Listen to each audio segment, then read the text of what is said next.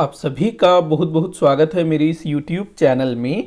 आज का हमारा टॉपिक है छत्तीसगढ़ के लोक पर्व। आप में से काफ़ी सारे स्टूडेंट ने इस वीडियो की काफ़ी रिक्वेस्ट की थी कि इस टॉपिक पर वीडियो लेकर के आइए। वैसे तो मैंने इस टॉपिक पर पहले भी वीडियो बनाया हुआ है, लेकिन बहुत सारे बच्चों को ये कन्फ्यूज़न है कि जो हिंदी के जो महीने हैं उसमें उन लोगों को काफ़ी कन्फ्यूज़न होता है, तो थोड़ा सा मैं उसको जो है सरल करने की कोशिश करूंगा इस वीडियो में। तो इस टॉपिक से काफ़ी सारे क्वेश्चन पूछे जा रहे हैं, तो टॉपिक काफ़ी इंपॉर्टेंट है, तो ध्यान से आप लोग जो है वीडियो को आखिर तक देखिएगा। हम लोग जो है टॉपिक शुरू करते हैं। सबसे पहले हम लोग जो है ना, जो हिंदी के जो महीने हैं उसको हम लोग समझने की कोशिश करेंगे।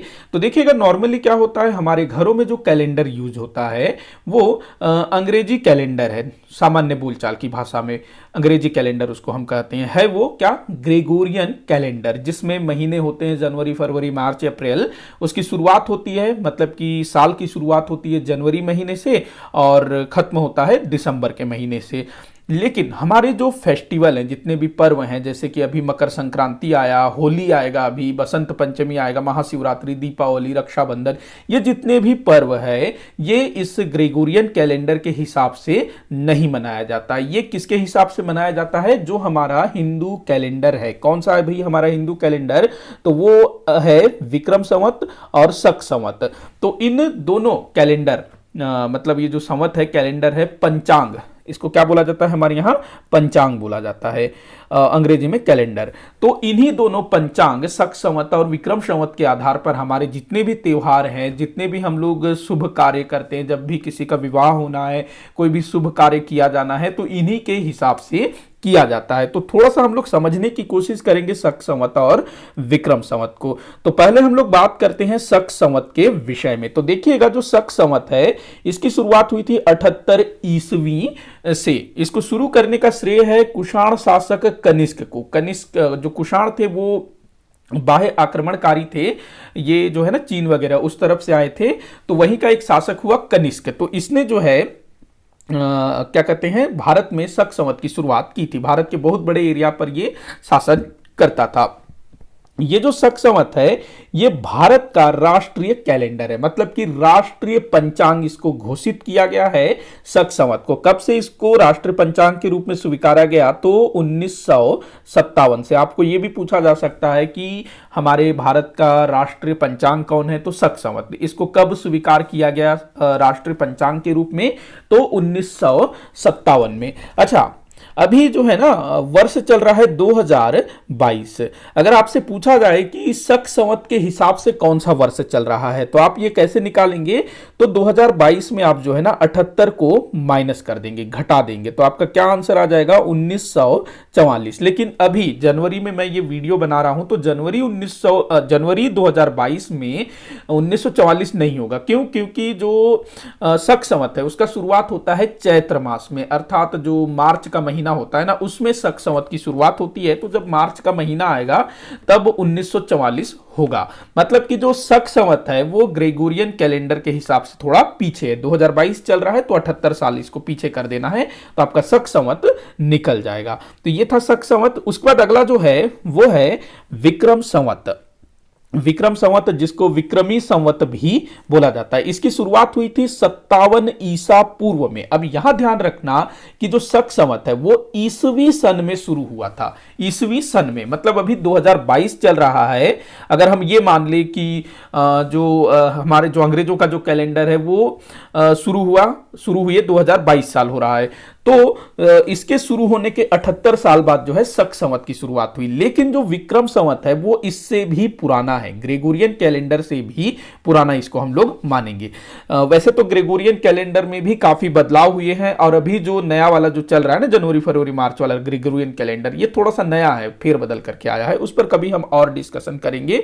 तो फिलहाल के लिए आप ये ध्यान रखना कि जो विक्रम संवत है वो इस वाले कैलेंडर से भी पुराना है, पहले आया था। तो ये 57 ईसा पूर्व। तो आप जो है विक्रम संवत कैसे निकालेंगे? तो 2022 में आप जो है 57 जोड़ दीजिए। 2022 में आप 57 जोड़ देंगे तो आपका जो विक्रम संवत है वो निकल जाएगा। तो ये कितना होगा?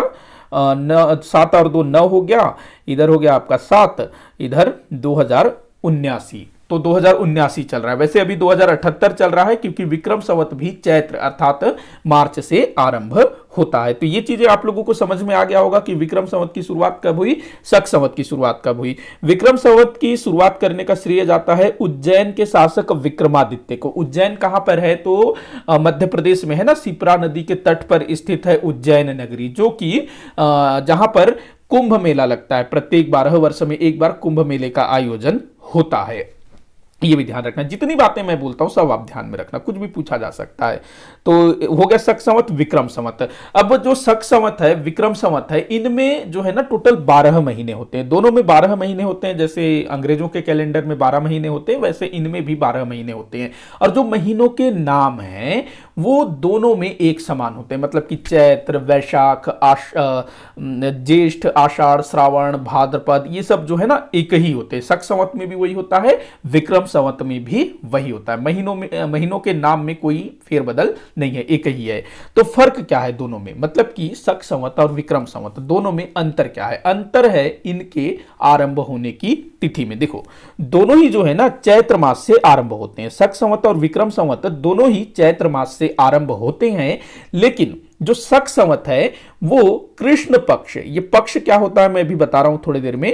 तो जो शक संवत है वो कृष्ण पक्ष के पहले दिन आरंभ होता है। चैत्र मास के कृष्ण पक्ष के पहले दिन जो शक संवत है उसकी शुरुआत होती है। वहीं विक्रम संवत जो है चैत्र मास के शुक्ल पक्ष के प्रथम दिन आरंभ होता है, शुक्ल पक्ष। वैसे यहां लिखा हुआ है, तो इसी में फर्क है। मतलब कि एक जो है जो शक संवत है वो कृष्ण पक्ष के प्रथम दिन से शुरू होता है, और जो विक्रम संवत है वो चैत्र मास के शुक्ल पक्ष के प्रथम दिन से आरंभ होता है। ये चीज ध्यान रखना। लेकिन दोनों की शुरुआत जो है चैत्र मास से ही होती है, जो कि मार्च अप्रैल में पड़ता है। जो कृष्ण पक्ष, चैत्र मास का जो कृष्ण पक्ष प्रथमा होता है ना, वो लगभग मार्च के 22-23 तारीख को होता है। तो अमूमन जो शक संवत है उसकी शुरुआत प्रत्येक वर्ष मार्च महीने के 22-23 तारीख को होती है, और उसके 15 दिन बाद शुक्ल पक्ष को जो है विक्रम संवत की शुरुआत होती है। तो दोनों के शुरू होने में लगभग 15 दिन का अंतर होता है। अब हम लोग बात करते हैं ये कृष्ण पक्ष और शुक्ल पक्ष के बारे में। तो प्रत्येक महीने 2 पक्षों में बटा हुआ है। देखो जो महीने हैं ना उसमें मोटा माटी 30 दिन होता है। तो 30 दिन जो है ना 2 भाग में बटा हुआ होता है। जो 30 दिन है ये 2 भाग में बटा हुआ होता है 15-15 दिन का, 15 + 15 टोटल 30 दिन। तो ये जो 15-15 है ना 2 भाग में बांट दिया गया, तो इसको बोला जाता है पक्ष। तो 15 दिन का एक पक्ष, 15 दिन का एक पक्ष, तो टोटल 2 पक्ष। तो जो पहला पक्ष होगा उसको कहेंगे कृष्ण पक्ष। पहला पक्ष को क्या कहेंगे?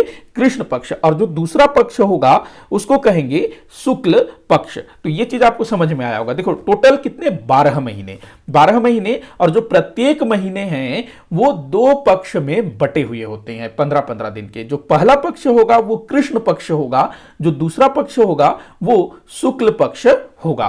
तो यहां तक आप लोगों को समझ में आया होगा। कृष्ण पक्ष और शुक्ल पक्ष को थोड़ा सा मैं आपको और समझाऊंगा, चलो यहीं पर समझाता हूं।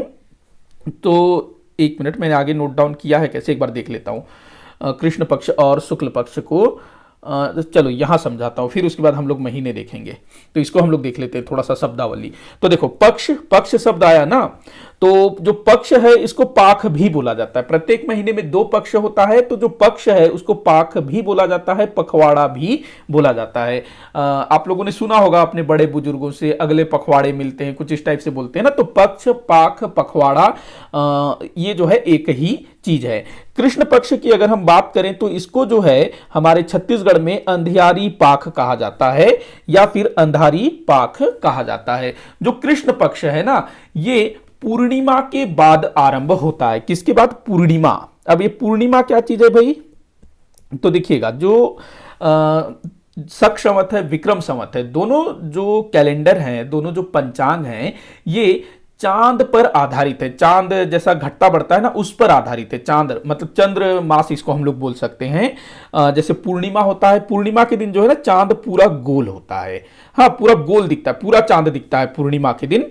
उसके बाद जो अमावस्या होता है, अमावस्या, इस दिन जो है चांद बिल्कुल भी दिखाई नहीं देता। इस दिन पूरी तरह से अंधेरा होता है ना अमावस्या के दिन। आप लोगों ने देखा होगा, ध्यान दिया होगा कि कभी कभी रात को जो है एकदम चांदनी रात होता है, लाइट वगैरह जलाने की जरूरत नहीं पड़ती है, सब कुछ जो है साफ साफ दिखने लगता है। मतलब सूरज की रोशनी उस टाइप से नहीं होता है, लेकिन फिर भी ठीक ठाक रोशनी होता है जिस दिन चांद पूरा होता है। तो वो क्या होता है, पूर्णिमा।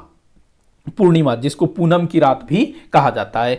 वहीं आप लोगों ने देखा होगा कि एक दिन ऐसा आता है जब रात के टाइम पे पूरा अंधेरा हो जाता है, आसमान में जो तारे वगैरह हैं वो साफ साफ दिखने लगते हैं, लेकिन चांद नहीं दिखता है। वो क्या होता है, अमावस्या। तो पूर्णिमा चांद पूरा दिखेगा, अमावस्या चांद नहीं दिखेगा। तो जो पूर्णिमा है उसको पूनम की रात कहा जाता है। हमारे छत्तीसगढ़ में इसको जो है पुन्नी कहा जाता है। क्या कहते हैं, पुन्नी।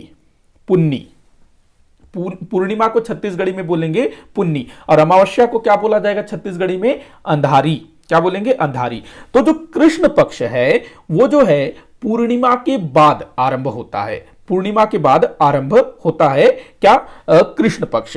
और जो शुक्ल पक्ष है वो अमावस्या के बाद आरंभ होता है। ध्यान रखना, शुक्ल पक्ष जो है वो अमावस्या के बाद आरंभ होता है। या फिर हम लोग ये कह सकते हैं कि जो महीने का आखिरी दिन होता है वो पूर्णिमा का दिन होता है। मतलब कि जिस दिन चांद पूरा गोल होगा उस दिन महीने का आखिरी दिन होगा। और उसके बाद जो दूसरा दिन होगा, जब चांद थोड़ा सा घटना शुरू हो जाएगा, तो वो जो है अगले महीने का पहला दिन होगा। मतलब अगला महीना मतलब कोई सा भी महीना होगा, लेकिन महीने दो पक्ष में बटे हुए होंगे, और पहला पक्ष कौन होता है, कृष्ण पक्ष। तो पूर्णिमा के बाद जो अगला महीना शुरू होगा मतलब वो कृष्ण पक्ष का पहला दिन होगा। तो ध्यान रखना, पूर्णिमा के दूसरे दिन से कृष्ण पक्ष आरंभ होता है, और पूर्णिमा जो है महीने का आखिरी दिन होता है, और अमावस्या जो है ना महीने के बीच का दिन होता है। अगर हम बात करें, ये मान लो पूर्णिमा हो गया, इसके बाद ये महीना खत्म हो गया, इसके बाद जो है दूसरा महीना चालू हो गया, चांद थोड़ा दिखने लगा, मतलब थोड़ा घटने लगा, ऐसे छोटा होने लगा, फिर बिल्कुल नहीं दिखेगा। 15 दिन के बाद वो अंधेरा हो जाएगा। तो वो क्या होगा, महीने का बीच वाला दिन होगा, जो कि होगा अमावस्या। उसके बाद फिर चांद जो है फिर से दिखने लगेगा, और एक दिन जो है पूरा गोल होगा, तो वो होगा पूर्णिमा, मतलब कि महीने का आखिरी दिन। ये शक संवत के लिए है। वहीं अगर हम बात करें विक्रम संवत के लिए, तो वहां पर जो है ना अमावस्या के दूसरे दिन, अर्थात अमावस्या के दूसरे दिन शुक्ल पक्ष शुरू होता है, तो वहां से जो है विक्रम संवत की शुरुआत होती है, विक्रम संवत के महीने की शुरुआत। मैंने बताया ना, जो शक संवत है उसकी शुरुआत कृष्ण पक्ष से होती है, और शुक्ल पक्ष जो विक्रम संवत है उसकी शुरुआत शुक्ल पक्ष से होती है। तो ये चीज आपको समझ में आया होगा कि जो हिंदी के जो महीने हैं उसकी शुरुआत कैसे होती है। पूर्णिमा के बाद का जो पहला दिन होता है वो कृष्ण पक्ष होता है, अमावस्या के बाद का जो पहला दिन होता है वो शुक्ल पक्ष होता है। तो ध्यान रखना। तो यहां पर शब्दावली आप लोग ध्यान रखेंगे, एक बार मैं फिर से बता देता हूं। अरे, पक्ष, पाख, पखवाड़ा, ये एक ही होगा। एक पक्ष कितने दिन का होगा, 15 दिन का। और ऐसे दो पक्ष होते हैं एक महीने में। कृष्ण पक्ष, इसको बोला जाता है अंधियारी पाख। अंधियारी पाख क्यों बोला जाता है, तो देखो जो कृष्ण पक्ष है ना, इसको थोड़ा सा मतलब अच्छा नहीं माना जाता है। क्यों अच्छा नहीं माना जाता है, क्योंकि देखो पूर्णिमा चांद पूरा गोल था, उसके अगले दिन से यह घटना शुरू हुआ, कृष्ण पक्ष आरंभ हुआ, और वो जो है निरंतर घट रहा है। अब कोई भी चीज घट रहा है मतलब वो कम हो रहा है, तो थोड़ा सा ही अच्छा नहीं होता है।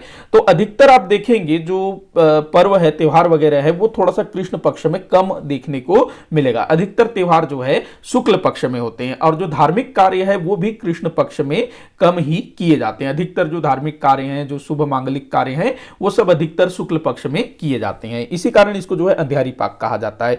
वही जो शुक्ल पक्ष है, शुक्ल पक्ष क्या होता है, ये मान लो चंद्रमा मतलब अमावस्या है, चांद बिल्कुल नहीं दिख रहा है, तो उसके अमावस्या के दूसरे दिन शुक्ल पक्ष शुरू होता है, मतलब चांद जो है थोड़ा थोड़ा दिखना शुरू हो जाता है, बढ़ना शुरू होता है, धीरे धीरे वो बढ़ना शुरू हो जाता है। मतलब किसी भी चीज का बढ़ना जो है एक अच्छा संकेत होता है। तो शुक्ल पक्ष में चांद बढ़ता है, कृष्ण पक्ष में चांद घटता है। इसी कारण कृष्ण पक्ष को क्या बोला जाता है, अंधियारी पक्ष, मतलब अंधेरा।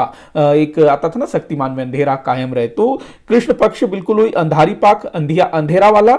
और जो शुक्ल पक्ष है इसको बोलेंगे छत्तीसगढ़ी में अंजोरी पाख। अंजोरी पाख, अंजोरी पाख का मतलब क्या होता है? मोदी जी के स्टाइल में बोला जाए तो अच्छे दिन आने वाले हैं, ये जो है अंजोरी पाख का मतलब होगा। तो शुक्ल पक्ष में मतलब बढ़ रहा है, चांद लगातार बढ़ रहा है, मतलब वृद्धि हो रहा है, तरक्की हो रहा है, मतलब अच्छे दिन आने वाले हैं, अंजोरी पाख। तो ये ध्यान रखना। अब कुछ और शब्दों को हम लोग देख लेते हैं। प्रतिपदा आपको देखने को मिलेगा। प्रतिपदा ये क्या होता है? तो जो दो पक्ष मैंने बताया, कृष्ण पक्ष, शुक्ल पक्ष, तो दोनों पक्षों का जो पहला दिन होगा, जिसको हम प्रथमा बोलते हैं, हाँ, या एक तारीख बोलते हैं, तो उसको क्या बोला जाएगा? प्रतिपदा। तो प्रतिपदा जो है महीने में 2 बार आता है, कृष्ण पक्ष प्रतिपदा, शुक्ल पक्ष प्रतिपदा। तो महीने मतलब पक्ष का पहला दिन वो कहलाता है प्रतिपदा। ध्यान रखना, पक्ष का पहला दिन। उसके बाद दूज। दूज, दूज किसको बोला जाता है? दूसरा दिन को। पक्ष का जो दूसरा दिन होगा उसको दूज बोला जाएगा, या द्वितीया, जिसको द्वितीया बोला जाता है उसको दूज भी बोला जाता है। उसके बाद तीसरा दिन होता है उसको तीज बोला जाता है, तृतीया या फिर तीज। चौथे दिन को बोला जाता है चौथ। चौथे दिन को बोला जाता है चौथ, जैसे कि गणेश चतुर्थी हो गया, बहुला चौथ हो गया, तीज के दिन तीजा हो गया, दूज के दिन भाई दूज, कार्तिक शुक्ल पक्ष द्वितीया को होता है ना भाई दूज, तो वो द्वितीया का दूज है। उसके बाद जो तीज है ये भाद्रपद मास के शुक्ल पक्ष तृतीया को मनाया जाता है, तो तृतीया अर्थात तीज। चौथा दिन चतुर्थी मतलब चौथ। तो प्रथमा को प्रतिपदा, द्वितीया को दूज, तृतीया को तीज, चतुर्थी को चौथ। उसके बाद जो 11वां दिन होता है उसको बोला जाता है एकादशी। एकादशी, और जो एकादशी होता है ना महीने में 2 बार आता है, सब महीने में 2 बार आता है। ध्यान रखना, प्रथमा, प्रतिपदा, दूज, तीज, चौथ, ये सब जो है महीने में 2 बार आता है। 2 पक्ष होते हैं तो दोनों में ही आते हैं एकादशी। ये 11वां दिन। इसके अलावा आप देखना जो 5वां दिन है वो होगा पंचमी, 6वां दिन षष्ठी, 7वां दिन सप्तमी, 8वां दिन अष्टमी, 9वां दिन नवमी, 10वां दिन दशमी, 11वां दिन एकादशी। उसके बाद फिर द्वादशी, त्रयोदशी, चतुर्दशी, उसके बाद फिर पूर्णिमा अथवा अमावस्या। तो ये आपको क्लियर हो गया होगा, समझ में आ गया होगा, मुझे पूरी आशा है। आगे बढ़ते हैं, मतलब पीछे वाले स्लाइड में जाना होगा। तो हम लोग ना हिंदी के महीनों के नाम को याद करने की कोशिश करते हैं। ये चीज आप लोग किसी भी तरह से याद करने की कोशिश करिएगा, मैं आपको याद करवाने की कोशिश करूंगा। बचपन में आप लोगों ने जनवरी फरवरी को याद किया था ना, जो पूरे स्पेलिंग के साथ, संडे मंडे याद किया था, ऐसे ही काफी कुछ याद किया था। तो वैसे ही इसको भी आप लोग याद करिएगा, और ये आप याद कर लोगे ना तो आप कभी भी अपने बड़े बुजुर्गों के सामने अगर ऐसे बोलोगे चैत्र का महीना चल रहा है, वैशाख का महीना चल रहा है, तो आपका काफी मतलब बोलेंगे अरे यार लड़का तो बड़ा अच्छा है, इस टाइप से आपका होगा। तो याद करिएगा, अच्छा आपके बड़े बुजुर्गों के सामने ना आपका बढ़िया जम जाएगा। तो देखते हैं, तो देखिएगा शक संवत हो या विक्रम संवत हो, पहला महीना कौन सा होता है? चैत्र मास। चैत्र मास ये जो है ना मार्च, जो मार्च का महीना होता है ना उसमें आता है। ये जो शक संवत है उसकी शुरुआत होती है 22 या 23 मार्च से, और विक्रम संवत की शुरुआत इसके 15 दिन के बाद होती है, जो कि अप्रैल में आता है, 12-13 महीना 10-12 तारीख को। अगर मैं बात करूं 2021 की, तो विक्रम संवत की शुरुआत हुई थी 13 अप्रैल से। तो चैत्र मास, इसको जो है चैत बोला जाता है। ये भी आप ध्यान रखना कि किस महीने को हमारे छत्तीसगढ़ में जो देसी जो भाषा है, देसी जो लहजा है, उसमें क्या कहा जाता है। हिंदी में तो चैत्र कहा जाता है, जो हमारे गांव देहात में ना चैत्र का क्या हो जाएगा? चैत हो जाएगा, चैत, चैत। वही ये हो जाएगा चैत, क्या हो जाएगा? चैत, चैत अथवा चैत, ये हमारे देसी लहजे में। तो चैत्र जो है पहला महीना। उसके बाद वैशाख। वैशाख ये दूसरा महीना, ये आपका अप्रैल मई में आ जाएगा। वैशाख अप्रैल मई में, तो ये हो जाएगा बैसाख, वन का व, उसका हो जाएगा बकरी का ब, बैसाख। उसके बाद तीसरा है ज्येष्ठ मास। ज्येष्ठ, ज्येष्ठ हो जाएगा जेठ, ज्येष्ठ हो जाएगा जेठ। अब देखिएगा जो चैत्र है ये बसंत ऋतु में आता है। उसके बाद जो बैसाख है ये गर्मी शुरू होता है, और जो ज्येष्ठ है इसमें गर्मी जो है बहुत ज्यादा तेज होती है। एक गाना भी है ना, जेठ की दोपहरी में पांव जले, तो ये जो है ना गर्मी वाला मौसम है जेठ। उसके बाद आषाढ़। आषाढ़ एक कहानी है, मोहन राकेश ने लिखी है महाकवि कालिदास जी के ऊपर। आषाढ़ का एक दिन, बारिश का मौसम वगैरह उसमें होता है ना, तो आषाढ़ से जो है ना बारिश शुरू हो जाता है। तो आषाढ़ ये जून जुलाई में आता है आषाढ़। उसके बाद श्रावण। श्रावण ये हो जाता है हमारे छत्तीसगढ़ में सावन। सावन वैसे नॉर्मली सावन ही बोला जाता है, हिंदी में भी सावन ही बोलते हैं, है ये, लेकिन हिंदी में श्रावण, छत्तीसगढ़ी में मतलब हमारे देसी लहजे में सावन।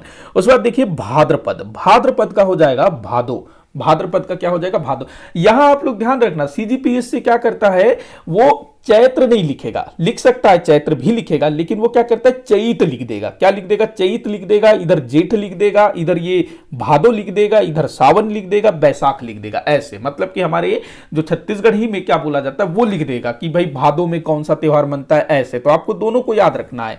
तो चैत्र का चैत, वैशाख का बैसाख, ज्येष्ठ का जेठ, आषाढ़ का आषाढ़, श्रावण का सावन, भाद्रपद का भादो। अब ये जो श्रावण है, ये आषाढ़ है, श्रावण है, ये बारिश वाला महीना है। उसके बाद देखिएगा आश्विन। आश्विन जो है इसको हमारे में बोलेंगे क्वार। उसके बाद कार्तिक। कार्तिक में दीपावली आता है। मार्गशीर्ष। मार्गशीर्ष को बोला जाएगा अघन या फिर अगहन, अघन या अगहन। उसके बाद पौष। पौष को बोला जाता है पुष। पौष को क्या बोलेंगे? पुष।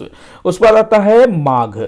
फिर आएगा फाल्गुन। फाल्गुन का हो जाएगा फागुन। तो इसको आप किसी भी तरह से याद करिएगा। एक बार मैं फिर से दोहराता हूं, आप लोग ध्यान से सुनिएगा और इसको मतलब रटने की कोशिश करिएगा। किसी तरह से आप इसको रट लीजिए, अच्छा होगा आपके लिए। तो चैत्र, वैशाख, ज्येष्ठ, आषाढ़, श्रावण, भाद्रपद, आश्विन, कार्तिक, मार्गशीर्ष, पौष, माघ और फाल्गुन। तो टोटल 12 महीने। तो पहला महीना कौन सा होता है? चैत्र। और आखिरी महीना होता है फाल्गुन। ये चीज भी पूछा गया है, ध्यान रखना। चैत्र महीना कब पड़ता है? तो ये मार्च और अप्रैल में आता है। और फाल्गुन कब पड़ता है? ये आता है फरवरी और मार्च में। तो मुझे आशा है कि आप लोगों को जो हिंदी के महीने हैं वो मतलब समझ में आया होगा। इसको आप लोग किसी भी तरह से याद कर लीजिएगा। बढ़ते हैं आगे। अब हम लोग जो है ना, हमारे जो भी त्योहार हैं उनको हम लोग देखते हैं कि कौन से त्योहार किस दिन मनाया जाता है, किस महीने में मनाया जाता है। तो मैंने क्या किया है, इस जो स्लाइड है ना उसमें मतलब जैसे मैंने यहाँ पर माह लिख दिया, चैत्र माह। पहला महीना है चैत्र माह। अब मैंने बताया कि हिंदी के जो महीने हैं वो 2 भागों में बटे हुए होते हैं, 2 पक्ष, कृष्ण पक्ष और शुक्ल पक्ष। तो मैंने एक तरफ कृष्ण पक्ष लिख दिया, दूसरे तरफ शुक्ल पक्ष लिख दिया। अब कृष्ण पक्ष में भी प्रतिपदा होता है, दूज होता है, तीज होता है। शुक्ल पक्ष में भी सेम यही होगा, प्रतिपदा, द्वितीया, तृतीया, तीज, ऐसे।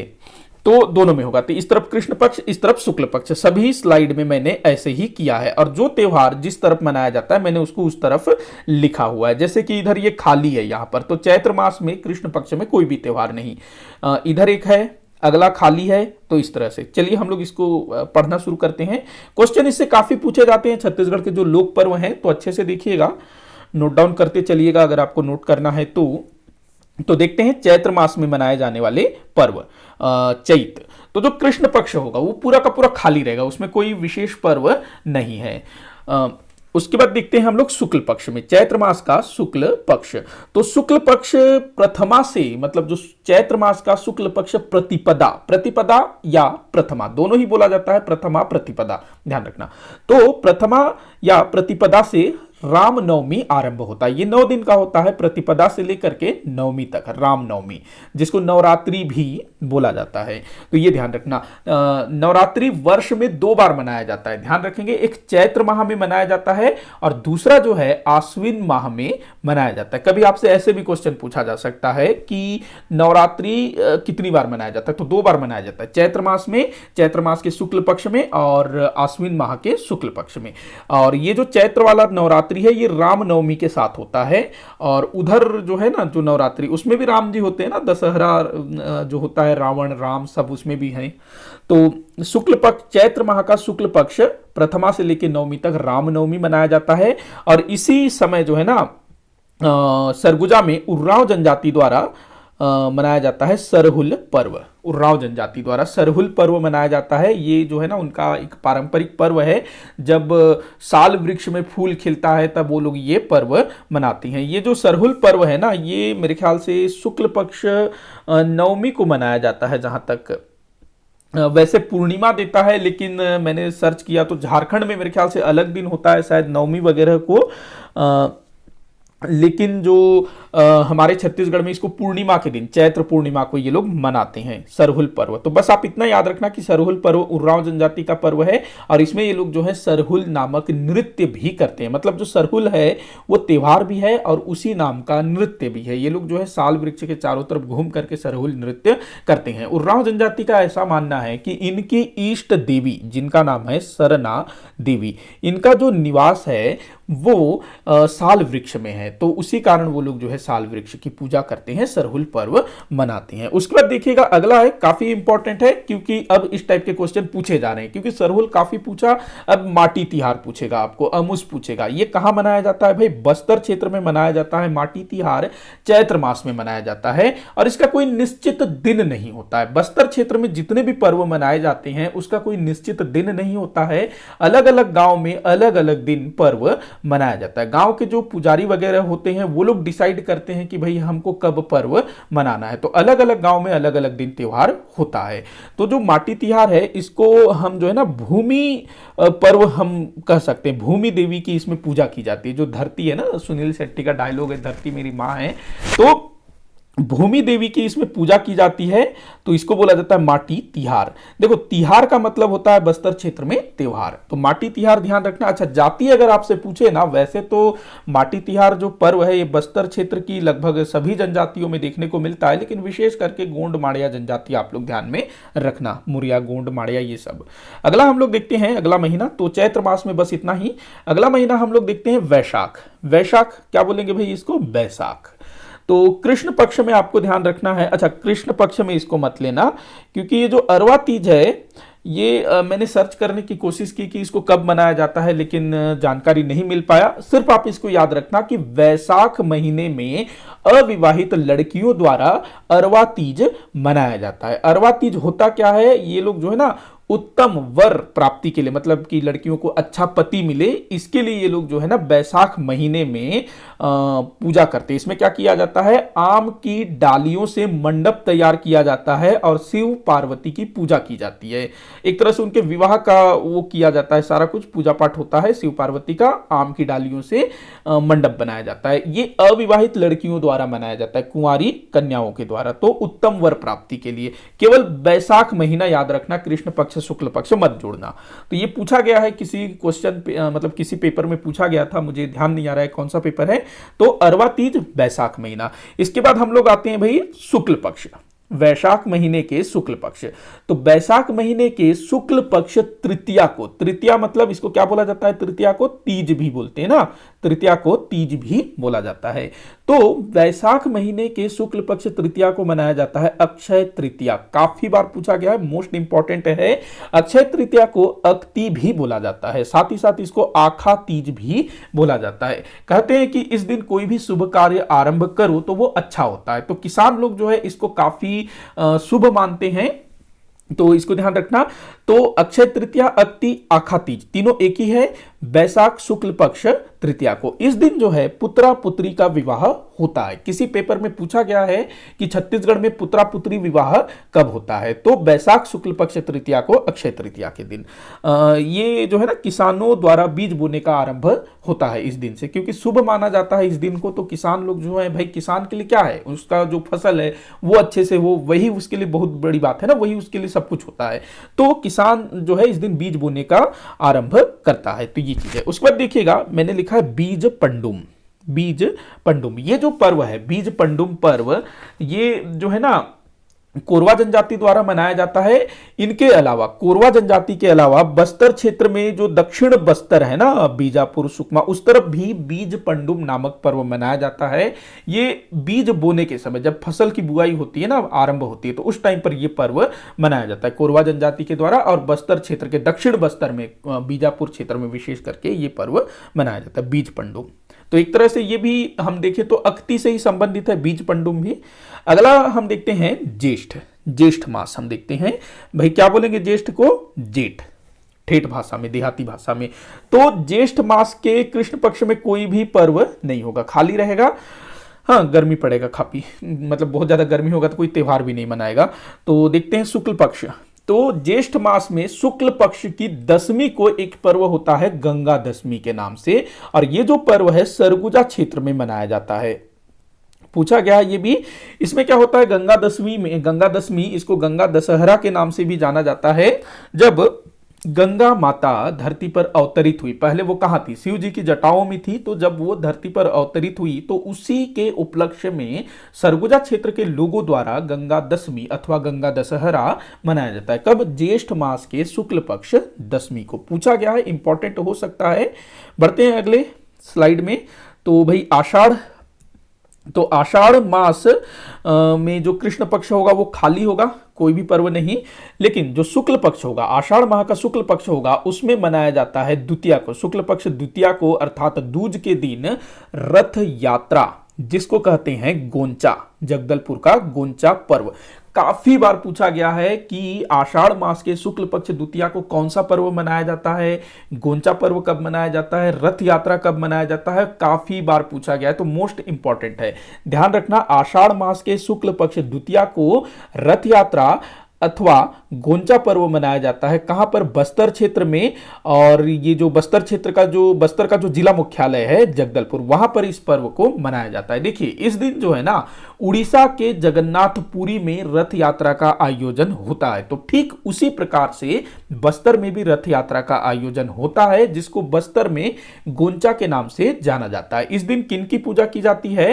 तो जो भगवान जगन्नाथ, जो कि कृष्ण जी के रूप हैं, भगवान जगन्नाथ, उनके बड़े भाई बलभद्र, उनकी बहन सुभद्रा, तो इन तीनों की पूजा अर्चना की जाती है और रथ में उनको बैठा करके नगर में भ्रमण करवाया जाता है, परिक्रमा करवाई जाती है। तो ये चीज जो है ना अपने उड़ीसा के पुरी में भी होती है। ऐसे ही जगन्नाथ भगवान, सुभद्रा और बलभद्र, इन तीनों को रथ में बिठाया जाता है। आप लोगों ने देखा होगा टीवी में इसका लाइव प्रसारण होता है, मतलब जगदलपुर वाले का नहीं, जगन्नाथपुरी वाले का। तो वैसा ही कुछ जो है बस्तर में जगदलपुर में देखने को मिलता है। इसकी शुरुआत की थी काकतीय वंश के शासक राजा पुरुषोत्तम देव ने, इसकी शुरुआत की थी, ध्यान रखना इस चीज को भी।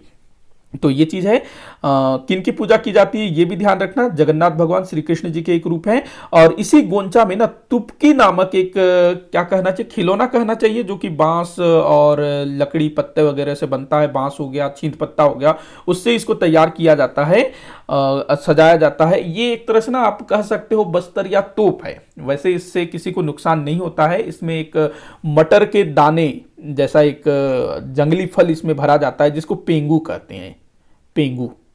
ये इसमें आप ये समझ लो जैसे तोप में हम गोला भरते हैं ना, बम का गोला, तो वैसे ही ये जो तुपकी, ये एक छोटा सा तोप है, तो उसमें मटर के दाने जैसा पेंग, पेंग या पेंगू, पेंग बोलेंगे जहां तक इसको, पेंग, तो इसको जो है यहां पर भरा जाता है और फिर फायर किया जाता है, जोर का आवाज होता है। तो ऐसा कहा जाता है कि इस तुपकी से जो जगन्नाथ भगवान है उनको सलामी दी जाती है। तो ये भी ध्यान रखना, तुपकी गोंचा से संबंधित है और पेंग जो है इसमें भर के मारा जाता है, सलामी दी जाती है। काफी बार ऐसा भी पूछा गया है कि गोंचा पर्व किस क्षेत्र की जनजातियों द्वारा मनाया जाता है। तो ये प्रमुखतः अगर हम देखें तो जनजातियों द्वारा मनाया जाता है। वैसे बस्तर के जो दूसरे जो लोग हैं, जो गैर आदिवासी हैं, वो भी इस पर्व में बढ़ चढ़ करके हिस्सा लेते हैं। अगला हम लोग देखते हैं श्रावण मास। श्रावण मतलब कि सावन। सावन मास में झूला झूलने का प्रचलन है ना काफी, क्योंकि बड़ी अच्छी बारिश होती है सावन में। तो अब देखिएगा कृष्ण पक्ष में इसमें पर्व आना शुरू हुआ। तो सावन मास के कृष्ण पक्ष में, सावन मास का जो कृष्ण पक्ष का जो अमावस्या होगा, देखो जो कृष्ण पक्ष है ना उसका जो आखिरी दिन होगा वो होगा अमावस्या, और जो शुक्ल पक्ष है उसका आखिरी दिन होगा पूर्णिमा, और उसके बाद फिर नया पक्ष शुरू होगा। तो कृष्ण पक्ष का आखिरी दिन होता है अमावस्या, क्योंकि कृष्ण पक्ष की शुरुआत कैसे होती है, चांद के घटने से। घटता घटता चांद जो है बिल्कुल गायब हो जाता है अमावस्या के दिन, वो जो है कृष्ण पक्ष का आखिरी दिन होता है। उसके दूसरे दिन शुक्ल पक्ष शुरू होता है, मतलब कि चांद जो है दिखना शुरू होता है। तो श्रावण मास के कृष्ण पक्ष अमावस्या को पर्व मनाया जाता है हरेली। काफी इंपॉर्टेंट है, हमारे छत्तीसगढ़ का मतलब किसानों द्वारा इस पर्व को मनाया जाता है और छत्तीसगढ़ में यह पहला पर्व माना जाता है। तो छत्तीसगढ़ का यह पहला पर्व है। यह भी पूछा गया कि किस पर्व को छत्तीसगढ़ में पहला पर्व माना जाता है, तो हरेली को छत्तीसगढ़ में पहला पर्व माना जाता है, जो कि श्रावण मास के कृष्ण पक्ष अमावस्या को मनाया जाता है। हरेली जिसको देश भर में हरियाली के नाम से भी मनाया जाता है। और हरेली के दिन ना अभी हमारे राज्य सरकार द्वारा अवकाश भी घोषित किया गया है, मतलब अवकाश होता है हरेली के दिन। और जो हमारे जो अभी के जो मुख्यमंत्री हैं भूपेश बघेल जी, भाई वो तो इन सब चीज़ों में बढ़ चढ़ करके हिस्सा लेते हैं। हरेली के दिन गेड़ी चढ़ने की परंपरा है ना, तो वो खुद गेड़ी पर भी चढ़ते हैं। तो देखते हैं हरेली के बारे में। तो पहला पर्व है ये, हाँ, किसानों द्वारा मनाया जाता है। किसानों का पर्व है, ये पहला पर्व इसको माना जाता है। कृषि उपकरणों की पूजा की जाती है। काफी बार पूछा गया है कि हरेली में होता क्या है, तो जो किसान का जो कृषि उपकरण है, भाई किसान के पास क्या होगा, हल होगा, वही उसका उपकरण है। जो भी फावड़ा होगा, कुदाली होगा, गैंती होगा, जिससे वो खेती किसानी के टाइम पे जमीन खोदने वोदने का काम करता होगा, वो सब चीज उसका उपकरण है, उसकी पूंजी है।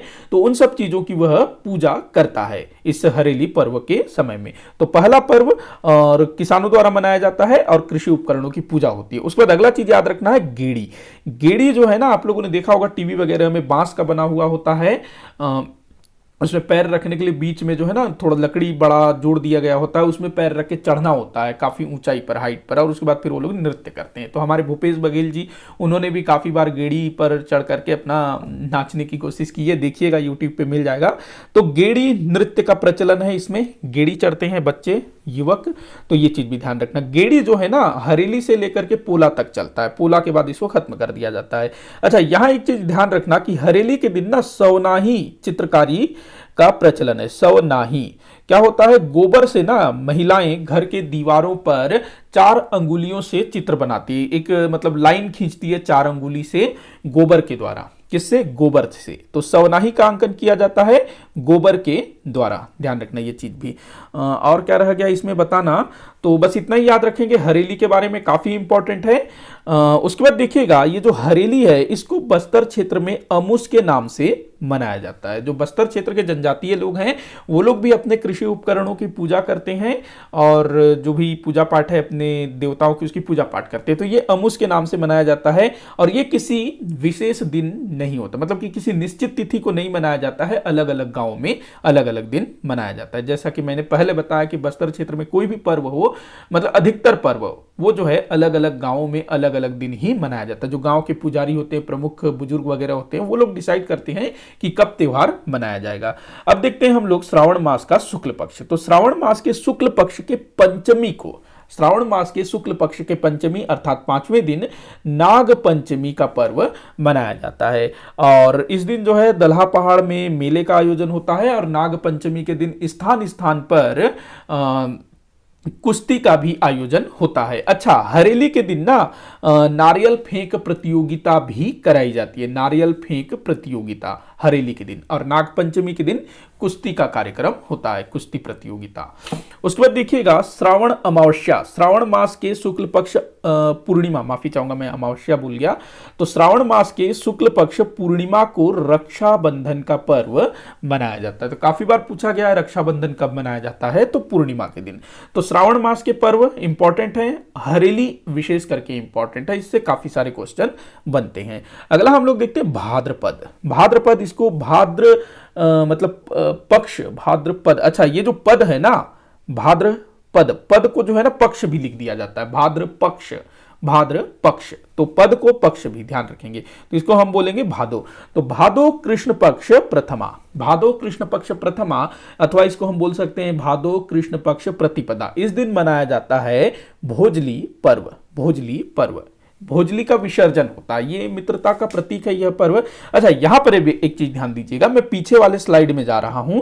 यहां आप देखिएगा श्रावण मास के शुक्ल पक्ष पूर्णिमा को क्या मनाया गया? रक्षाबंधन। अब मैंने पीछे बताया था कि जो पूर्णिमा है ये महीने का आखिरी दिन होता है, और पूर्णिमा का जो दूसरा दिन होता है वो कृष्ण पक्ष प्रथमा होता है। तो इसके पूर्णिमा के बाद अगला जो महीना आया कृष्ण पक्ष प्रथमा को क्या मनाया जा रहा है? भोजली। तो यहां आपको यह ध्यान रखना है कि ये जो भोजली पर्व है ना, ठीक रक्षाबंधन के दूसरे दिन मनाया जाता है। मतलब कि आज रक्षाबंधन हुआ, बहनों ने अपने भाइयों को राखी बांधा, तो उसके ठीक दूसरे दिन कौन सा पर्व होगा?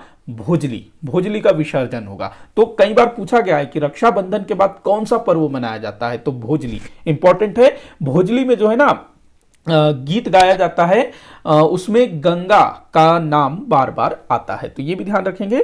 पूछा गया कि किस पर्व में, किस गीत में गंगा का नाम बार बार आता है, तो भोजली पर्व में गंगा का नाम बार बार आता है। अहो देवी गंगा लहर तुरंगा, तो ये। उसके बाद देखिएगा भाद्रपद मास के शुक्ल पक्ष षष्ठी, सॉरी कृष्ण पक्ष, भाद्रपद हम लोग कृष्ण पक्ष देख रहे हैं ना, इसको मैं पहले क्लीन कर लेता हूं। भाद्रपद मास के कृष्ण पक्ष षष्ठी को, छठवें दिन, भाद्रपद के कृष्ण पक्ष षष्ठी को छठवें दिन मनाया जाता है हल षष्ठी। जिसको कमर छठ भी कहा जाता है। इस दिन जो है ना, जो संतानवती माताएं होती हैं वो अपने बच्चों की दीर्घायु के लिए पूजा पाठ करती हैं, उपवास रखती हैं। इसी को क्या कहते हैं? कमर छठ। कमर छठ या फिर हल षष्ठी, इसमें माताएं अपने बच्चों के लिए पूजा करती है। ध्यान रखना, ऐसा पूछा गया है प्रश्न कि किस पर्व में माताएं अपने बच्चों के लिए व्रत रखती हैं, पूजा करती हैं, या फिर हल षष्ठी पर्व क्यों मनाया जाता है? तो अपने बच्चों के दीर्घायु के लिए इस पर्व को मनाया जाता है। और इस पर्व में क्या होता है? कुंड बना करके, मतलब जमीन में कुंड बना करके शिव पार्वती की पूजा की जाती है और उस कुंड में आहुति दी जाती है। जो भी पूजा सामग्री, हवन सामग्री उसमें डाला जाता है। कमर छठ के दिन ना पसहर चावल का प्रयोग किया जाता है। ये एक बार पूछा गया है, पसहर चावल। तो पसहर चावल का प्रयोग किया जाता है इस कमर छठ के दिन। ध्यान रखेंगे। अगला हम लोग देखते हैं इसी भाद्रपद मास के कृष्ण पक्ष में बहुला चौथ। बहुला चौथ ये जो है ना, हल षष्ठी से 2 दिन पहले मनाया जाता है, चौथे दिन। ये प्रथमा हो गया, प्रतिपदा, उसके बाद चौथे दिन बहुला चौथ और छठवें दिन षष्ठी। तो ये पहले लिखना था, मैंने बाद में लिख दिया, इसके लिए माफी चाहूंगा। तो बहुला चौथ या इसको बहुरा चौथ भी लिख दिया जाता है। तो ये जो बहुला चौथ है ये कृष्ण पक्ष चतुर्थी को आता है। ये ध्यान रखना, पूछा गया ये चीज भी। आगे बढ़ते हैं हम लोग। अष्टमी, भाद्रपद मास का कृष्ण पक्ष अष्टमी, इस दिन मनाया जाता है जन्माष्टमी, कृष्ण जन्माष्टमी, श्री कृष्ण जन्माष्टमी, जिसको हमारे छत्तीसगढ़ में आठे कन्हैया के रूप में मनाया जाता है। और जो छत्तीसगढ़ का जो मैदानी क्षेत्र है वहां पर क्या कहा जाता है भाई? दही कांदो, जो दही हांडी फोड़ने का जो कार्यक्रम होता है उसको कहते हैं दही कांदो। तो वो भी ध्यान रखेंगे, दही कांदो, दही कांदो। तो पूछा जा सकता है आठे कन्हैया, दही कांदो, ये सब जो है भाद्रपद मास के कृष्ण पक्ष अष्टमी को कृष्ण जन्माष्टमी के समय होता है। उस पर देखिएगा, भाद्रपद मास का जो कृष्ण पक्ष है इसका जो आखिरी दिन होगा अर्थात अमावस्या, इस दिन मनाया जाएगा पोला। ये भी जो है हमारे छत्तीसगढ़ के किसानों का एक प्रमुख पर्व है। पोला में क्या होता है? जो अन्न है उनको, जो नया अन्न जो खेतों में हो जाता है, तैयार हो जाता है, उसकी पूजा पाठ की जाती है और बैलों की पूजा पाठ की जाती है। क्योंकि भाई किसान के लिए उसके जो हल हैं, उसके जो बैल हैं वो काफी महत्वपूर्ण है। जो हरेली है उस दिन तो उसने अपने उपकरणों की पूजा की। उस वक्त पोला, पोला में क्या होता है? अपने बैलों की पूजा की जाती है, मतलब किसान जो है अपने बैलों की पूजा करता है। और पोला के दिन ना मिट्टी के बैल की पूजा की जाती है। जो जीवित बैल हैं उनकी भी पूजा होती है, साथ ही साथ मिट्टी के बैल की पूजा होती है। और जो बच्चे हैं वो मिट्टी के बैल से खेलते हैं। और मिट्टी के बर्तन भी बनाए जाते हैं, उससे बालिकाएं खेलती हैं। तो प्रश्न पूछा जा सकता है कि किस पर्व में बच्चे मिट्टी के बैल से खेलते हैं? तो पोला से। मिट्टी के बैल की पूजा कब होती है? तो पोला के टाइम पर। पोला कब मनाया जाता है? तो भाद्रपद मास के कृष्ण पक्ष अमावस्या को। उसके बाद देखिएगा यहां मैंने लिखा है नवाखानी। नवाखानी या फिर नवाखाई, नवाखाई, ये पर्व कहां मनाया जाता है? तो बस्तर क्षेत्र में। ये पोला का ही बस्तरिया रूप इसको हम कह सकते हैं। जैसे पोला में छत्तीसगढ़ में अपने बैलों की पूजा होती है और मिट्टी के बैल की पूजा होती है। जो मिट्टी का बैल होता है ना उसको कहा जाता है नंदिया बैल। नंदिया, शिव जी का जो है ना वाहन नंदी, तो उसी से नंदिया बैल बोला जाता है। तो बस्तर में भी यही चीज होता है, लेकिन बस्तर में क्या होता है भाई? कोई निश्चित तिथि को नहीं होता है। वैसे तो पूर्णिमा आपको देखने को मिलेगा कि भाद्रपद मास के पूर्णिमा को नवाखानी मनाया जाता है, इस तरफ मैंने लिखा है, देखने को मिलेगा। लेकिन पूर्णिमा को किसी गांव में हो सकता है मनाया जाता होगा, लेकिन अधिकतर जो है ना तिथि निश्चित नहीं होते। गांव के जो पुजारी होते हैं, बड़े बुजुर्ग होते हैं, वही लोग डिसाइड करते हैं कि कब उनको नवाखाई मनाना है, कब उनको अमुस मनाना है, कब उनको माटी तिहार मनाना है, वो अपने हिसाब से करते हैं।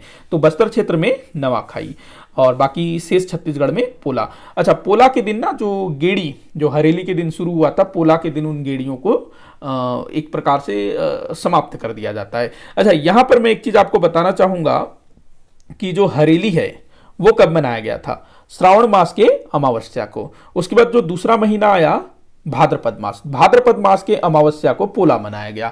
तो हरेली और पोला के बीच में ठीक 1 महीने का अंतर है। ध्यान रखना, ठीक 1 महीने का अंतर है, क्योंकि 1 महीने के अंतर, 1 महीने के बाद जो है अमावस्या आता है। मतलब 30-30 दिन में अमावस्या पूर्णिमा आता रहता है। तो सावन अमावस्या को हरेली, सावन भाद्रपद अमावस्या को पोला। तो ठीक 1 महीने का अंतर इसमें देखने को मिलता है। अब हम आते हैं शुक्ल पक्ष, भादो माह का शुक्ल पक्ष। तो भादो माह के शुक्ल पक्ष तृतीया को मनाया जाता है भाई तीजा, जिसको हम हरितालिका के नाम से जानते हैं। तृतीया को तीजा या फिर हरितालिका। इस दिन क्या होता है, जो सुहागिन महिलाएं होती हैं वो अपने पति के दीर्घायु के लिए निर्जला व्रत रखती है। किस प्रकार का व्रत? निर्जला, मतलब कि वो जो है जल का भी ग्रहण नहीं करती है। तो ऐसा पूछा गया है कि किस पर्व में स्त्रियां निर्जला व्रत करती हैं, तो तीजा या फिर हरतालिका में स्त्रियां निर्जला व्रत करती हैं। और इसमें किसके लिए उपवास किया जाता है? तो अपने पति के दीर्घायु के लिए। और कई सारी जो अविवाहित लड़कियां होती हैं वो लोग भी इसमें व्रत रखती हैं अच्छे पति के कामना के लिए। तो ये चीज भी ध्यान में रखेंगे। अच्छा, यहां पर जो हल षष्ठी है और हरतालिका है, काफी सारे बच्चे इसमें कंफ्यूज होते हैं। हल षष्ठी, इसमें पुत्र के दीर्घायु के लिए व्रत रखा जाता है माताओं द्वारा, और हरतालिका में पति के दीर्घायु के लिए व्रत रखा जाता है पत्नियों के द्वारा। तो इसमें कंफ्यूज मत होइएगा। आगे हम लोग बढ़ते हैं। भादो मास का शुक्ल पक्ष चतुर्थी, इस दिन मनाया जाता है गणेश चतुर्थी। गजानन ये जो है विराजमान होते हैं। उसके बाद पूर्णिमा, बस ध्यान रखना नवाखानी, वैसे तो तिथि कोई निश्चित नहीं होता है, लेकिन काफी सारे किताबों में आपको पूर्णिमा देखने को मिलेगा। अगला महीना क्या है? तो आश्विन, मतलब कि कुंवार। तो आश्विन मास का जो कृष्ण पक्ष होगा वो पूरा का पूरा होगा श्राद्ध पक्ष। श्राद्ध पक्ष, इस दिन जो हमारे जो पूर्वज हैं तो उनको जो है श्राद्ध दिया जाता है पितरों को, तो इसको पितर पक्ष भी कहा जाता है। और अष्टमी के दिन ध्यान रखना बेटा जुतिया नामक पर्व मनाया जाता है। ये एक बार पूछा गया है कि बेटा जुतिया पर्व कब मनाया जाता है, तो ये आश्विन मास के कृष्ण पक्ष अष्टमी को, जब श्राद्ध पक्ष चल रहा होता है, श्राद्ध पक्ष अथवा पितर पक्ष चल रहा होता है, तो अष्टमी को बेटा जुतिया नामक पर्व मनाया जाता है। तो ये चीज ध्यान में रखना, पूछा गया है। आते हैं अब हम लोग शुक्ल पक्ष, क्वार मास का शुक्ल पक्ष। तो देखिएगा क्वार मास के शुक्ल पक्ष का जो प्रतिपदा है, प्रथमा है, उस दिन से आरंभ होता है जो नवरात्रि है वो शुरू होता है। प्रथमा को कलश स्थापना होता है, कलश स्थापना होता है, नवरात्रि शुरू होता है, और पहले दिन से लेकर के 9वें दिन तक नवरात्रि उत्सव चलता है। एक मैंने बताया चैत्र माह में नवरात्रि होता है ना, चैत्र माह के शुक्ल पक्ष में नवरात्रि, रामनवमी वाला, और दूसरा होता है कुंवार मास में नवरात्रि। तो प्रथमा को कलश स्थापना और पहले दिन से 9वें दिन तक नवरात्रि। उसके बाद जो है ना दशहरा, याद रखना इसी समय जवारा भी होता है, जवारा बोया जाता है ना, जवारा का पर्व भी इसी समय। और दसवीं को दशहरा, क्वार माह के दसवीं को दशहरा पर्व मनाया जाता है, जिसमें रावण वध किया जाता है। उसके बाद देखिएगा बस्तर का दशहरा, बस्तर का दशहरा भी इसी महीने में आयोजित होता है। वैसे तो बस्तर का दशहरा ये सावन माह के अमावस्या से आरंभ हो जाता है, मतलब हरेली के दिन से जो है बस्तर का दशहरा आरंभ हो जाता है। कुल मिला के 75 दिनों तक चलता है ना बस्तर का दशहरा। लेकिन जो बस्तर दशहरा का जो मेन जो प्रोग्राम है ना, मेन जो कार्यक्रम है, मुख्य आकर्षण जिसको हम कह सकते हैं, वो लगभग 13 दिन का होता है, जो कि इसी कुंवार मास में आरंभ होता है। कुंवार मास के अमावस्या से, कुंवार मास के अमावस्या से आरंभ होता है। वो लगभग कुंवार मास के शुक्ल पक्ष द्वादशी त्रयोदशी तक चलता है। मैंने बस्तर दशहरा पर अलग से डिटेल वीडियो बनाया हुआ है, क्योंकि बस्तर दशहरा जो है ना अलग से एक बड़ा टॉपिक है, क्योंकि इसमें काफी सारे रस्म हैं जिनके बारे में अक्सर प्रश्न पूछा जाता है, तो उसको आप लोग जरूर देखिएगा। इसमें मैं बस्तर दशहरा को ज्यादा एक्सप्लेन नहीं करूंगा। तो बस्तर दशहरा आपको ध्यान रखना है किस महीने में मनाया जाता है, तो कुंवार महीने में मनाया जाता है। उसके बाद देखिएगा पूर्णिमा, जो कुंवार महीने का शुक्ल पक्ष पूर्णिमा होगा उस दिन शरद पूर्णिमा मनाया जाता है। तो बढ़ते हैं भाई, अगला महीना देखते हैं कार्तिक। कार्तिक का महीना मतलब ये तो भाई सबको काफी पसंद है, क्योंकि इस महीने में दीपावली मनाया जाता है। तो देखते हैं कृष्ण पक्ष, कार्तिक मास का कृष्ण पक्ष। तो इस दिन कार्तिक मास के कृष्ण पक्ष के 13वें दिन अर्थात तेरस या फिर इसको हम बोलेंगे त्रयोदशी। तो कृष्ण पक्ष त्रयोदशी को मनाया जाता है धनतेरस। इस दिन क्या होता है सबको मालूम है, कुछ ना कुछ खरीदा जाता है ना, बाजार में काफी रौनक होती है इस दिन। तो धनतेरस ये त्रयोदशी को, उसके बाद चतुर्दशी को चौदस, इस दिन मनाया जाता है नरक चौदस। उसके बाद अमावस्या, कार्तिक मास के कृष्ण पक्ष अमावस्या को मनाया जाता है दीपावली, लक्ष्मी जी की पूजा की जाती है ना। उसके बाद हम लोग आते हैं शुक्ल पक्ष। कार्तिक मास के शुक्ल पक्ष के प्रथम दिन, कार्तिक मास का जो शुक्ल पक्ष प्रतिपदा होता है उस दिन मनाया जाता है गोवर्धन पूजा। गोवर्धन पूजा, गौ माता की पूजा की जाती है। और बस्तर में जो है इसी समय से, इसी दिन से, गोवर्धन पूजा से ही दियारी पर्व आरंभ हो जाता है।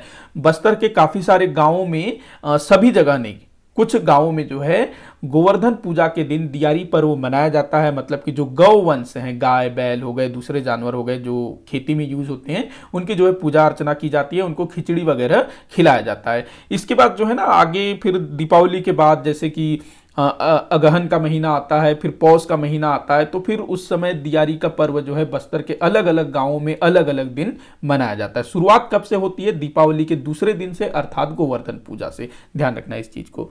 बाकी शेष छत्तीसगढ़ में इसको देवारी बोला जाता है। जो गोवर्धन पूजा है ना, इसको देवारी बोला जाता है, ये ध्यान रखना। उसके बाद देखिएगा शुक्ल पक्ष द्वितीया, कार्तिक शुक्ल पक्ष द्वितीया को भाई दूज, भाई दूज मनाया जाता है। उसके बाद एकादशी, कार्तिक शुक्ल पक्ष एकादशी को देव उठनी, जिसको जेठाउनी भी बोला जाता है। एक बार क्वेश्चन आया था कि जेठाउनी कब मनाया जाता है, तो जेठाउनी देव उठनी दोनों एक ही चीज है, जो कि कार्तिक शुक्ल पक्ष एकादशी को मनाया जाता है। इस दिन क्या होता है? गन्ने की पूजा की जाती है, साथ ही साथ जो शक्करकंदी होता है ना, शक्करकंद कांदा, उसकी भी पूजा होती है। तो प्रसाद के रूप में गन्ना और कांदा जो है परोसा जाता है। तो ये भी पूछा जा सकता है ना, गन्ने की पूजा कब होती है, कांदा की पूजा कब होती है, तो ये मतलब एक अलग चीजें हैं। तो ऐसी चीजों को आप ध्यान में रखना। तो ये देव उठनी जेठाउनी के दिन होता है। इसी को छोटी दिवाली बोला जाता है, छोटी दिवाली। ऐसे भी पूछा जा सकता है ना, छोटी दिवाली कब मनाया जाता है? तो कार्तिक मास के एकादशी को छोटी दिवाली मनाया जाता है, शुक्ल पक्ष एकादशी को। उस पर देखिएगा नवमी, हाँ, कार्तिक मास का नवमी, शुक्ल पक्ष नवमी, मतलब एकादशी से पहले आंवला पूजा किया जाता है। उसके बाद कार्तिक मास का जो पूर्णिमा होगा उस दिन कार्तिक स्नान, लोग जो है सवेरे सवेरे उठेंगे और आसपास जो भी नदी नाला होगा वहां पर स्नान करने जाएंगे, बिल्कुल सूरज निकलने के पहले। तो ये कार्तिक पूर्णिमा को जो है कार्तिक स्नान होता है। अच्छा, एक चीज आप लोग ध्यान रखना, जो दीपावली के बाद जो तीसरा दिन होगा, मतलब जो भाई दूज का जो दिन होगा ना, उसको मातर के रूप में मनाया जाता है। किस रूप में? मातर। काफी सारे किताबों में आपको जो है दीपावली के दूसरे दिन देगा, मतलब कि दूसरा दिन से ही वो शुरू हो जाता है, जहां तक मुझे लगता है। वो फिर तीसरे दिन भी होता है, लेकिन तीसरा दिन स्पेशल है। लेकिन आपको दोनों को याद रखना है कि दीपावली के दूसरे और तीसरे दिन जो है मातर त्योहार मनाया जाता है। हमारे जो यादव समाज के लोग हैं ना, जिनको अहीर कहा जाता है, राउत कहा जाता है, तो उनके द्वारा मातर पर्व मनाया जाता है। पूछा गया है सीजीपीएससी में कि मातर पर्व कब मनाया जाता है, किसके द्वारा मनाया जाता है, इस तरह से। तो ये दिवाली के बाद मनाया जाता है, दीपावली के बाद। ये मेरे ख्याल से तीसरे दिन ही, अर्थात द्वितीया को मनाया जाता है मातर पर्व, यादव समाज के द्वारा। तो ये सब आप ध्यान में रखना। आगे बढ़ते हैं, अब आते हैं हम मार्गशीर्ष महीने में, जिसको हम कहते हैं अघन या फिर अगहन। इस महीने में कोई मतलब विशेष पर्व नहीं है। हाँ, बस्तर क्षेत्र में जैसे कि मैंने बताया, दियारी का पर्व मनाना लगभग आरंभ हो चुका होता है। अधिकतर वो पौष माह में ज्यादा मनाया जाता है। शुरू तो वो दीपावली के दूसरे दिन से ही हो जाता है, लेकिन अधिकतर जो है पौष महीने में विभिन्न गांवों में मनाया जाता है वो जो पर्व है दियारी। और इसी समय ना बस्तर क्षेत्र में चरु यात्रा मनाया जाता है। चरु यात्रा क्या होता है भाई? चरु यात्रा तो जब फसल कट जाता है ना खेतों से, तो फसल कटने के बाद खेत में ये पर्व मनाते हैं, चरु यात्रा, बस्तर क्षेत्र में, ये ध्यान रखना। तो ये मार्गशीर्ष में ही अधिकतर फसल वगैरह कट जाता है, हालांकि कार्तिक में कट जाता है, तो इसको आप कार्तिक मार्गशीर्ष पकड़ के चल सकते हैं। वैसे इसका महीना मेरे ख्याल से नहीं पूछना चाहिए, क्योंकि कार्तिक और मार्गशीर्ष दोनों ही महीनों में इसको मनाया जाता है। अलग अलग लोग जो है अलग अलग दिन मनाया जाता है, मतलब जिसका खेत पहले कट गया तो वो पहले मनाएगा, जिसका बाद में कटेगा वो बाद में मनाएगा। तो ये ध्यान रखना। उसके बाद देखिएगा मार्गशीर्ष अर्थात अगहन माह में ना प्रत्येक गुरुवार लक्ष्मी जी की पूजा की जाती है। प्रत्येक गुरुवार जो है लक्ष्मी जी की पूजा की जाती है। ये पूछा गया है कि किस महीने में प्रत्येक गुरुवार लक्ष्मी जी की पूजा होती है। अब आते हैं भाई पौष मास में, जिसको क्या कहते हैं? पुष। तो कृष्ण पक्ष पूरा खाली रहेगा। अच्छा, हाँ ठीक, कृष्ण पक्ष खाली रहेगा। उसके बाद आते हैं शुक्ल पक्ष, पौष मास के शुक्ल पक्ष। अच्छा, पौष महीने में बस्तर में दियारी त्योहार जो है वो मनता रहेगा अलग अलग गांवों में। पौष माह का शुक्ल पक्ष षष्ठी मनाया जाएगा, मकर संक्रांति। हाँ, उसके बाद पूर्णिमा, पौष माह का पूर्णिमा, जिसको बोलते हैं पुष पुन्नी। इस दिन भाई हमारे छत्तीसगढ़ का बिल्कुल फेमस जो त्यौहार है छेरछेरा, ये मनाया जाएगा। ये अभी कुछ ही दिन पहले गया है ना छेरछेरा, तो ये पौष पूर्णिमा को मनाया जाता है, पुष पुन्नी को। ऐसे भी पूछा गया कि इस राज्य में पुष पुन्नी के दिन कौन सा पर्व मनाया जाता है, तो ये चीजें आप ध्यान रखना। मैंने बताया ना पूर्णिमा को पुन्नी कहा जाता है बोल के, पीछे बताया था, आप लोगों ने नोट किया होगा। तो पूर्णिमा को पुन्नी कहा जाता है ये, तो पुष पुन्नी, पौष पूर्णिमा, तो वो लिख देगा पुष पुन्नी को कौन सा पर्व मनाया जाता है, या छेरछेरा पर्व कब मनाया जाता है, ऑप्शन में दे देगा पुष पुन्नी, भादो पुन्नी, ऐसे टाइप से। तो आप लोग ध्यान में रखिएगा। छेरछेरा क्या पर्व है, तो भाई ये दान का पर्व है। इस समय तक जो किसान का जो फसल है वो कट चुका होता है, जो अनाज है वो सब कुछ अलग किया हुआ होता है, मतलब कि जो फसल है वो कट कुटा करके जहां भी रखने का स्थान होता है वहां पर जो है भंडार गृह में रख दिया जाता है, तो किसान बिल्कुल निश्चिंत होता है। तो अब जो है ना यह पर्व आता है छेरछेरा, ये एक तरह का दान का पर्व है, ये दिखाने के लिए कि किसान ने वर्ष भर मेहनत करके जो अनाज उत्पादित किया, जो पैदा किया, अब जो है उसके घर में कोई भी याचक आएगा, कोई भी मतलब मांगने आएगा, मतलब मदद मांगने आएगा, तो वो जो है किसान जो है वो दान देने में भी नहीं हिचके। कुछ इस तरह का ये दिखाने के लिए ये पर्व है, काफी अच्छा पर्व है। तो छेरछेरा बच्चे जो है टोलियां बना बना करके घर घर जाते हैं, छेरछेरा के गीत गाते हैं, और जो घर का जो मालिक होता है, स्वामी होता है, वो कुछ ना कुछ मतलब अनाज ही देता है, जो धान है वही देगा, अनाज देगा दान के रूप में। तो ये दान पर्व के रूप में भी इसको मनाते हैं। अगला हम लोग देखते हैं माघ। माघ महीने में कृष्ण पक्ष पूरा का पूरा खाली, हाँ काफी सारे जो है ना, सॉरी ये थोड़ा सा इसको लगा लेता हूं मैं। इस महीने में ना काफी सारे मेले वगैरह होते हैं माघ मास के में, तो वो चीज मेले में हम लोग देखेंगे। तो शुक्ल पक्ष में आप लोग ध्यान रखना, शुक्ल पक्ष पंचमी को बसंत पंचमी, सरस्वती जी की पूजा होती है ना बसंत पंचमी के दिन। आगे बढ़ते हैं फाल्गुन, ये जो है ना आखिरी महीना है फाल्गुन, चैत्र पहला है, फाल्गुन आखिरी है, फाल्गुन क्या हो जाएगा फाल्गुन। तो कृष्ण पक्ष चतुर्दशी, कृष्ण पक्ष चतुर्दशी को मनाया जाएगा महाशिवरात्रि, कृष्ण पक्ष चतुर्दशी को महाशिवरात्रि। और इस दिन से ना, अच्छा हाँ, माघ पूर्णिमा से, ये जो है ना माघ महीने के पूर्णिमा से काफी सारे स्थानों पर मेला जो है आरंभ हो जाता है, जो कि महाशिवरात्रि तक चलता है। जैसे कि राजिम हो गया, वहां पर भी माघ पुन्नी का मेला ना माघ पुन्नी बोला जाता है। जैसे पुष पुन्नी है, इसको बोला जाएगा माघ पुन्नी, माघ पूर्णिमा को क्या बोला जाएगा माघ पुन्नी। तो माघ पुन्नी से महाशिवरात्रि तक मेला लगता है कई स्थानों में।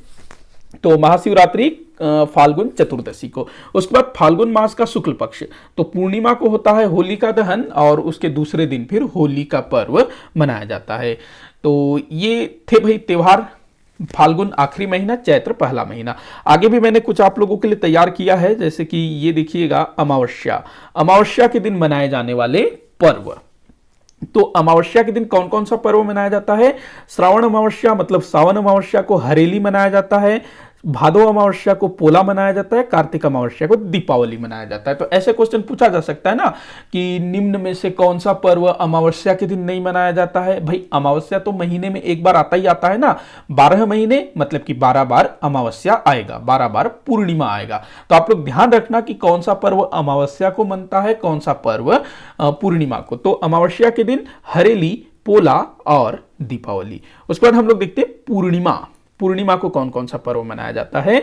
तो देखिएगा सावन पूर्णिमा को रक्षाबंधन, उसके बाद कुंवार पूर्णिमा को शरद पूर्णिमा, कार्तिक पूर्णिमा को आंवला पूजा। अच्छा मैं ना आंवला पूजा के संदर्भ में एक बात बताना भूल गया, कई सारे किताबों में आपको ना आंवला पूजा जो है कार्तिक पूर्णिमा दिया हुआ है, और वहीं जो है ना काफी सारे स्थानों में कार्तिक मास के शुक्ल पक्ष नवमी को। वैसे मेरे को शुक्ल पक्ष नवमी वाला ज्यादा ठीक लग रहा है क्योंकि उसी दिन उसको मनाया जाता है, लेकिन फिर भी आप जो है इसको भी ध्यान में रखना कभी अगर ऐसे दे दे तो।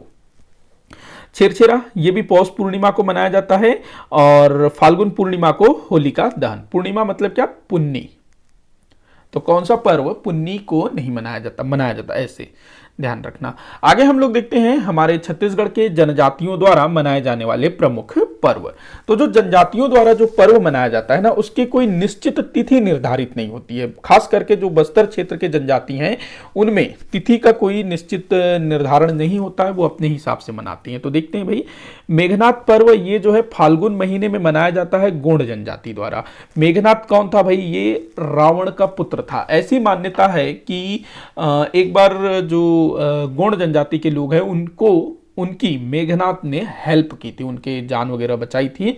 तो जो गोंड जनजाति के लोग हैं वो मेघनाथ को अपना एक तरह से क्या कहते हैं, श्रद्धा व्यक्त करने के लिए यह पर्व मनाते हैं, मेघनाथ पर्व। अच्छा, मेघनाथ खंब पूछा जाए ना, मेघनाथ खंब, तो ये कोरकू जनजाति से संबंधित है। कोरकू जनजाति में एक पर्व मनाया जाता है खंब स्वांग, तो उसमें मेघनाथ खंब स्थापित किया जाता है। तो ये कोरकू जनजाति से, मेघनाथ पर्व गोंड जनजाति से। उसके बाद दियारी, ये दीपावली के बाद बस्तर क्षेत्र में मनाया जाता है। दीपावली के दूसरे दिन से ही आरंभ हो जाता है।